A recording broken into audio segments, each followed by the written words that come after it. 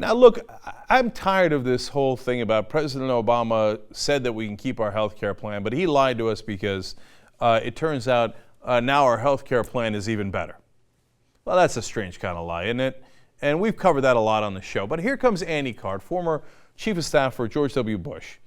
And he's going to be indignant about President Obama's misleading the American people. Let's get a load of this joker. I fault not only the president, but I fault the people around the president for allowing him to mislead the American people for so long. His categorical statements were made not as a candidate, but as a president of the United States. And words do matter at the White House. And it's usually somebody in the White House that goes to the president and says, Mr. President, you said that, but it's not entirely true. You've got to put a caveat around it.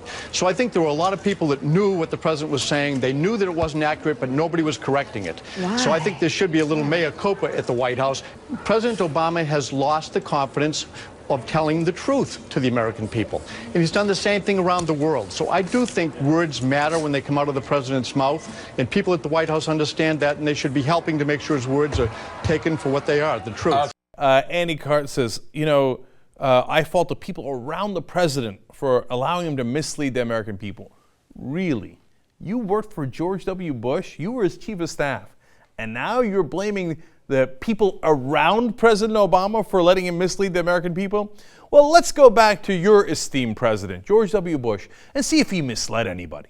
Part of the reason we went into Iraq the main reason we went into Iraq at the time was we thought he had weapons of mass destruction. It turns out he didn't, but he had the capacity to make weapons of mass destruction. But I also talked about the human suffering in Iraq. Intelligence gathered by this and other governments leaves no doubt that the Iraqi regime continues to possess and conceal some of the most lethal weapons ever devised. What did Iraq have to do with what? The attack on the World Trade Center. Nothing. I have not suggested there's a connection between Iraq and 9/11. And nobody's ever suggested in this administration that Saddam Hussein ordered the attack. With respect to 9/11, of course, you've had the story that's been public out there. The Czechs alleged that Mohammed Atta, the lead attacker, met in Prague with a senior Iraqi intelligence official 5 months before the attack. Nobody's ever suggested that the attacks of September the 11th were ordered by Iraq. Now, what the Vice President said was that he has been involved with al-Qaeda. We've learned that Iraq has trained al-Qaeda members in bomb making, and poisons, and deadly gases. The terrorists attacked us and killed 3,000 of our citizens before we started the freedom agenda in the Middle East. He's a threat because he is dealing with al-Qaeda. The war on terror is, you can't distinguish between al-Qaeda and Saddam when you talk about the war on terror. We know that Iraq and al-Qaeda have had high-level contacts that go back a decade. We knew Saddam Hussein harbored Zarqawi, the terrorist we have seen who's beheaded some of our citizens. People who analyze the program fully understand that America's civil liberties are well protected. First of all,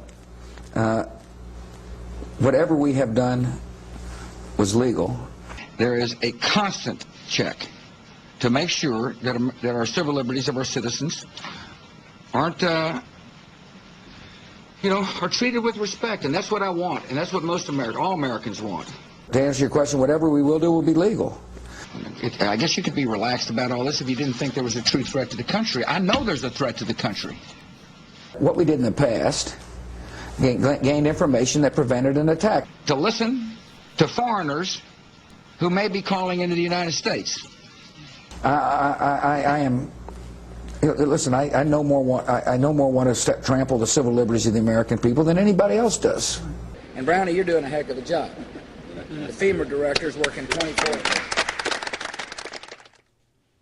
Now, what was that about misleading the American people and how the staff around him shouldn't let the president do that? Andy Card also said, if you remember there in that clip, I do think words matter when they come out of the president's mouth. Well, that we agree on, Andy Card. But you got some nerve talking about the Obama administration.